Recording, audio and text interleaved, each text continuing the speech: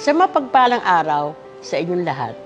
Nais ko yung pabatid ang malugod kong pagbati sa lahat ng bumubuo ng Ato NCR dahil sinaasang matagumpay niyong paglunsad ng Third Flavors of NCR Food Festival. Sadyang mahalaga ang magagandang hakbang ng lokal na pamahalaan upang pangalagaan ang mayamang kultura at tradisyon ng ating pamayanan na bahagi sa pagpapalakas ng ating turismo. Pinagpapasalamat ko na sa pamamagitan ng ganitong food festival ay karangalan ng Las Piñas City na ibahagi at ibida ang aming pinagmamalaking mga pagkain gaya ng iba't ibang kakanin at lutong pagkain na siguradong magustuhan at babalik-balikan nating lahat na siguradong approve din sa panlasa ng mga dayuhang turista sa ating bansa.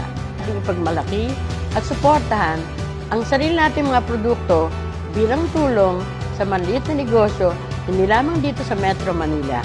Ito ay simpleng paraan natin at kontribusyon sa pagpapalakas ng ekonomiya tungo sa kaunlaran.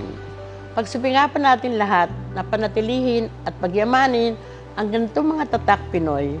Maraming salamat at mabuhay ang Ato NCR.